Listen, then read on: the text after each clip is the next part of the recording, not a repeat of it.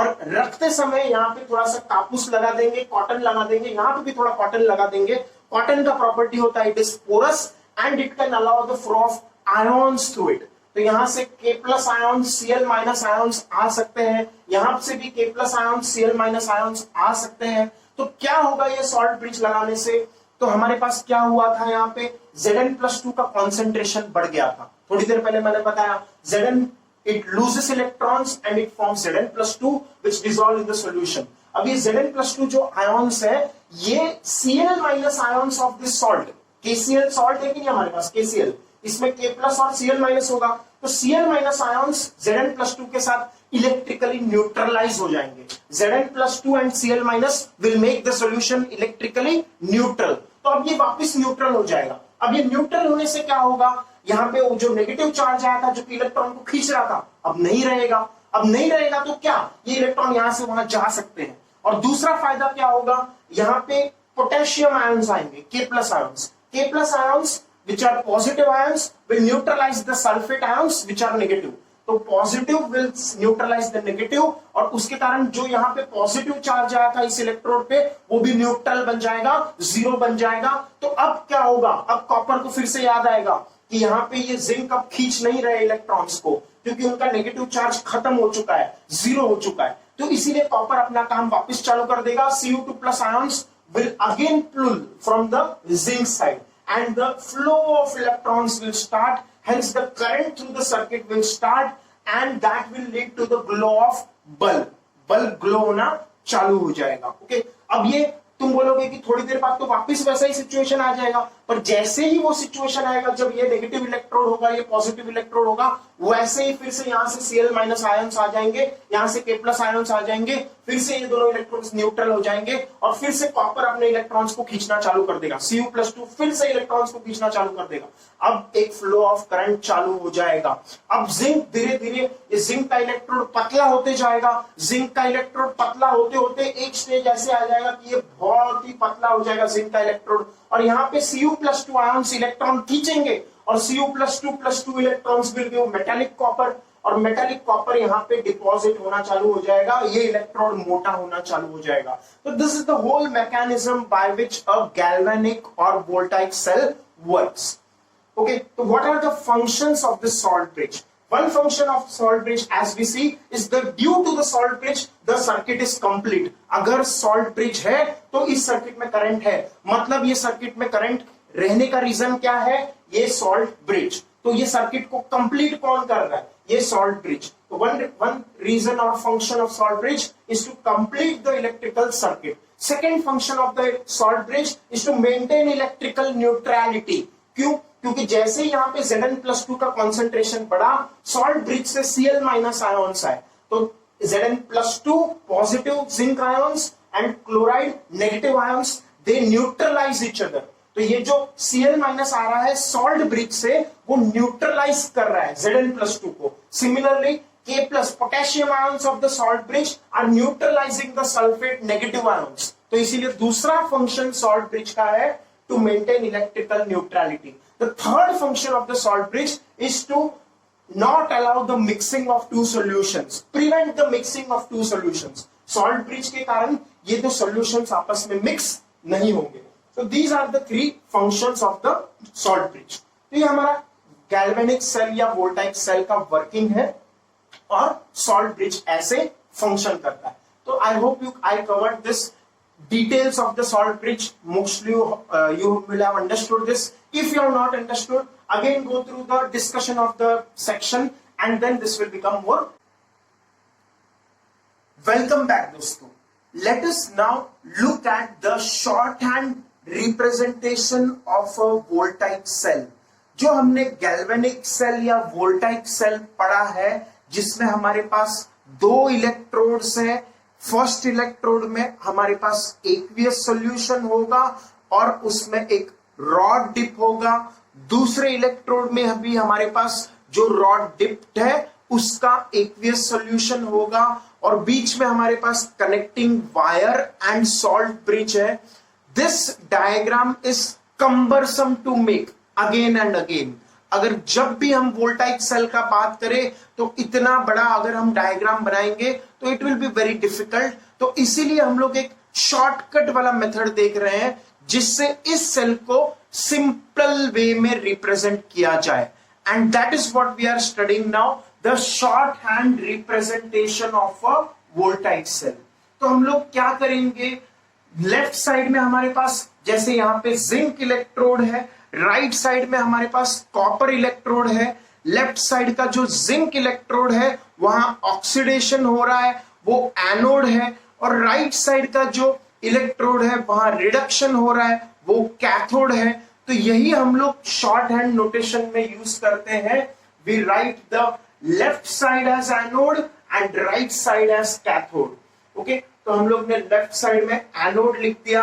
अब एनोड में कौन सा रॉड डिप्ड है, it is the zinc rod, इसलिए मैंने जिंक सॉलिड लिख दिया हमारे एग्जांपल में।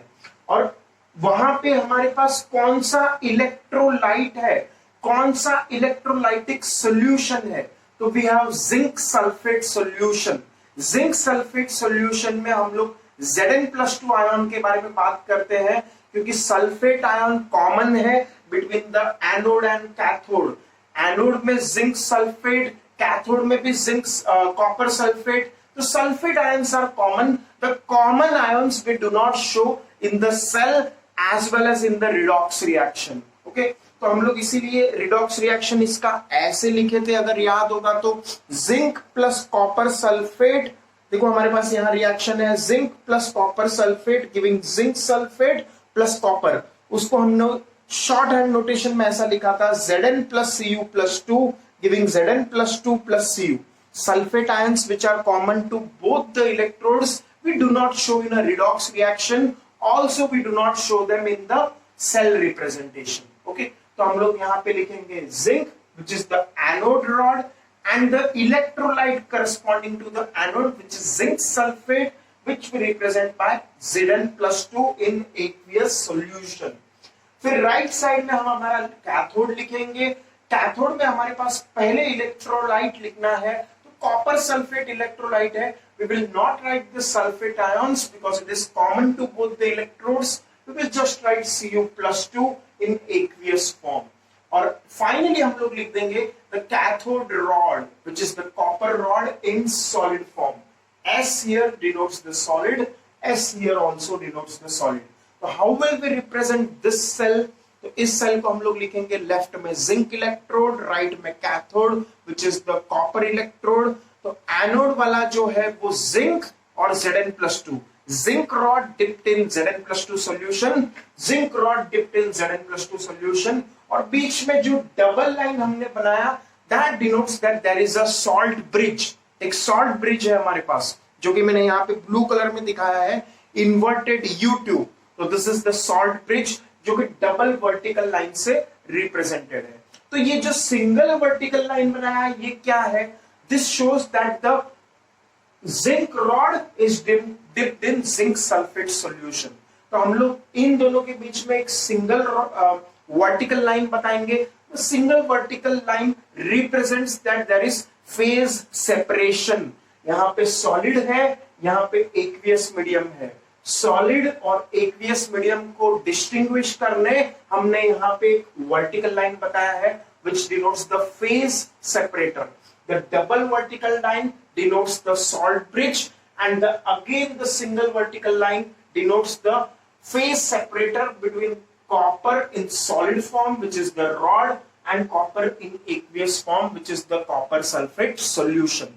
तो single vertical line is used to denote the phase separation between let us say solid and liquid या फिर gas and aqueous। तो जो भी phase separation होगा वहां हम single vertical line डालेंगे।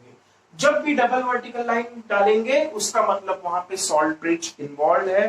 तो this is how we represent the cell, voltaic cell. Left side में एनोड जिसका ऑक्सीडेशन हो रहा है Zn से Zn+2, राइट साइड में कैथोड जिसका रिडक्शन हो रहा है Cu+2 से Cu। तो this is how we represent a cell in short form. अब जो सेल हमने बना दिया, ये सेल में ऊपर अगर बल्ब लगाते हम लोग तो it will light up. Bulb क्या हो जाएगा, ग्लो होगा, लाइट अप होगा। तो हम लोग जानना चाहते हैं कि ये जो सेल हमने बनाया है यहाँ पे वोल्टाइक सेल, उसका वोल्टेज कितना मिलेगा, उससे ईएमएफ कितना मिलेगा। तो ईएमएफ पहले तो किसकी वजह से मिलेगा, फिजिक्स में सबने पढ़ा हुआ है, EMF means electromotive force, EMF means electromotive force. Okay, तो ईएमएफ कितना मिलेगा तो वो हम लोग निकाल रहे हैं। तो पहले तो ईएमएफ हम लोग को मिलेगा that is due to the two electrodes, one electrode is the copper electrode and another electrode is the zinc electrode. Zinc electrode और copper electrode की वजह से हमें इसमें EMF मिलेगा। तो the total EMF of this voltaic cell will be the sum of anode as well as cathode. Zinc electrode corresponds to anode and copper electrode corresponds to cathode. The total EMF of the cell equals the EMF due to anode and EMF due to cathode. Anode पे oxidation होता है तो EMF due to oxidation at anode plus EMF due to cathode which is reduction reaction जहां पे होगा। तो total EMF of the cell is EMF of anode plus EMF of cathode which is EMF of oxidation at anode plus EMF of reduction at cathode. Anode पे oxidation होता है, cathode पे reduction होता है, तो total EMF of the cell is EMF of the cell equals EMF of anode plus EMF of cathode, which is EMF of oxidation at anode plus EMF of reduction at cathode. तो ऐसा formula, ये तो obvious सा formula है, ये तुम्हें आना चाहिए। तो हम लोग इसको लिख देंगे E cell is E anode plus E cathode। अब इस फॉर्मूले से भी हम लोग सम सॉल्व कर सकते हैं, हमारा आंसर वही आएगा जो दूसरे नीचे दिए हुए मेथड से है, बट नीचे वाला मेथड थोड़ा सा ज्यादा इजी है। क्यों ज्यादा इजी है वो हम बाद में समझेंगे, but first let us find the answer by this formula. तो E cell is E oxidation plus E reduction. तो हमारे पास किसका ऑक्सीडेशन हो रहा है, जिंक का ऑक्सीडेशन हो रहा है, जिंक वो becomes Zn+2, Zn forms Zn+2। तो क्वेश्चन में अगर मान लो हमें गिवन वैल्यू है EMF of this half cell, ये जो पहला हाफ सेल है उसका EMF अगर 0.76 वोल्ट दिया है, तो क्या ये ऑक्सीडेशन वाला EMF है या रिडक्शन वाला EMF है। तो यहाँ पे क्या हो रहा है, देखो zinc gets converted into Zn+2, तो 0 से 2 ऑक्सीडेशन नंबर हो रहा है, इंक्रीज इन ऑक्सीडेशन नंबर हो रहा है। तो इंक्रीज इन ऑक्सीडेशन नंबर मतलब दिस इज ऑक्सीडेशन। तो हमारे पास जो ये EMF दिया हुआ है this is the EMF corresponding to oxidation reaction. तो EMF corresponding to oxidation reaction plus 0.76, और दूसरा हमारे पास गिवन इंफॉर्मेशन है this is Cu+2 going into copper, Cu+2 converts into copper. तो +2 ऑक्सीडेशन स्टेट से 0 ऑक्सीडेशन स्टेट आ रहा है, तो that is decrease in oxidation number which is reduction. तो ये जो EMF हमारे पास है वो रिडक्शन का EMF है, बिकॉज यहाँ पे ऑक्सीडेशन नंबर +2 से 0 जा रहा है। तो this is EMF of reduction which is 0.34. This is EMF of oxidation which is 0.76. Because there is increase in oxidation number, this is oxidation EMF, and because there is reduction in oxidation number, so ये reduction का EMF है। So we will just substitute the values, EMF of oxidation plus EMF of reduction gives the EMF of the cell. तो EMF of oxidation plus EMF of reduction कितना आएगा, 0.76 plus 0.734, which comes out to be 0.76 plus 0.34 आ जाएगा 1.1 volt. तो ऐसे हम लोग ये question solve कर सकते हैं, जैसे हमारे पास वोल्टाइक सेल दिया हुआ है, एक साइड में जिंक इलेक्ट्रोड, एक साइड में कॉपर इलेक्ट्रोड, तो what will be the EMF of this cell, तो it will come out to be 1.1 volt in this particular case. Generally हम लोग जो एक्वियस सॉल्यूशन लेते हैं वो 1 मोलार लेते हैं, हम लोग स्टैंडर्ड रहेगा तो we take this aqueous solution as 1 molar. अब हम लोग दूसरा मेथड देखते हैं which is slightly faster method. तो उसमें हम ये फॉर्मूला यूज करते हैं, EMF of cell is EMF due to reduction at cathode minus EMF at reduction of anode. तो हमारे पास रिडक्शन पोटेंशियल दिया है कैथोड का और रिडक्शन पोटेंशियल दिया है एनोड का। इसके टर्म्स में हम लोग यहाँ पे EMF ऑफ सेल निकालेंगे। The faster formula will be this formula as compare to this formula. क्यों? क्योंकि क्वेश्चन में जो भी हमारे पास वैल्यूज मेंशन होते हैं they are corresponding to the reduction potential. जो हमारे पास यहाँ पे ऑक्सीडेशन पोटेंशियल के वैल्यू क्वेश्चन में नहीं दिए होंगे, क्वेश्चन में जो हमें वैल्यू दिए रहते हैं वो रिडक्शन के होते हैं, चाहे फिर एनोड ही हो तो भी वहां पे हमारे पास रिडक्शन पोटेंशियल होता है, और कैथोड हो तो वैसे ही रिडक्शन पोटेंशियल होता है। तो एनोड पे हम लोग तो नॉर्मली क्या सोचते हैं, ऑक्सीडेशन होना चाहिए। जैसे एनोड हमारे पास ये वाला पार्ट है, zinc getting converted into Zn+2, तो Zn से Zn+2 ऑक्सीडेशन है। तो कैसे हम इसका रिडक्शन पोटेंशियल बता सकते हैं, तो देखो ऑक्सीडेशन पोटेंशियल जो है हमारे पास Zn से Zn+2 ऑक्सीडेशन पोटेंशियल, इसको माइनस साइन लगा दो तो हमारे पास रिडक्शन पोटेंशियल आ जाएगा। जो हमारे पास ऑक्सीडेशन पोटेंशियल है उसको हम अगर माइनस साइन लगा दें तो हमें उस हाफ सेल का रिडक्शन पोटेंशियल आ जाएगा। तो वही कंसेप्ट हम लोग यहां यूज कर रहे हैं। तो let us see our next question.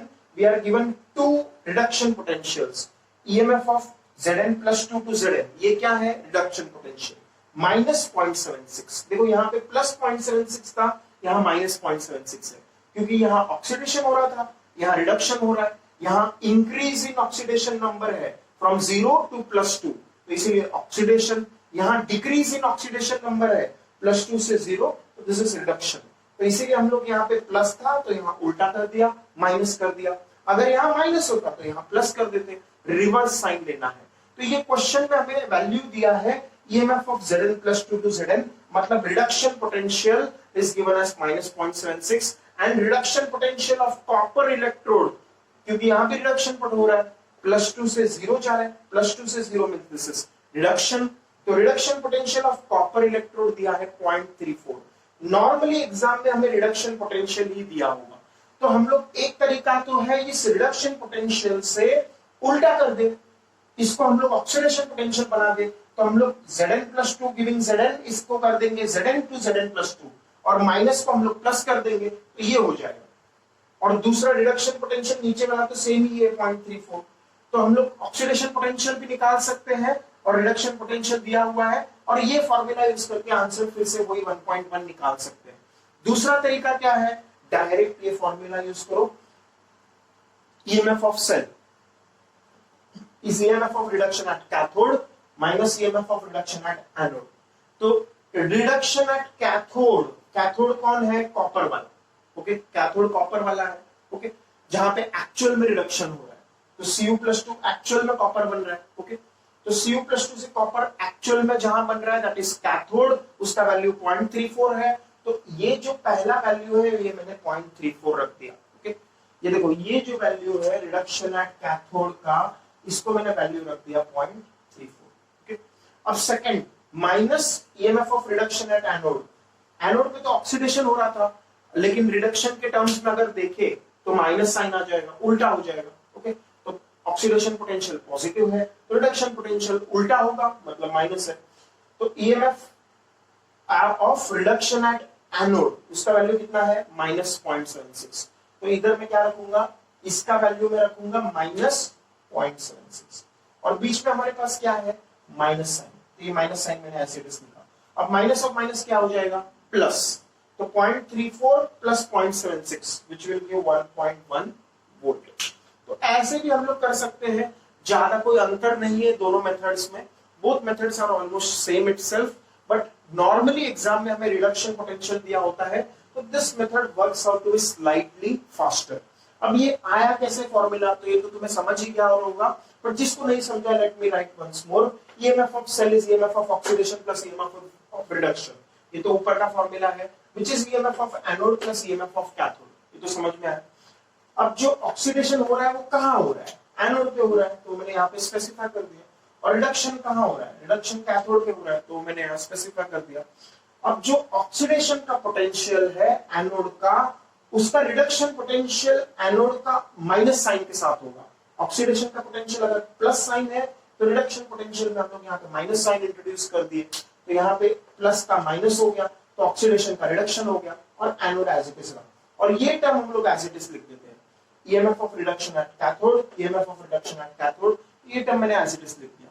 So if I write this term first and this term next, तो what we will get, EMF of cell is EMF of reduction at cathode minus EMF of reduction at anode। तो ये हमारा formula बन गया।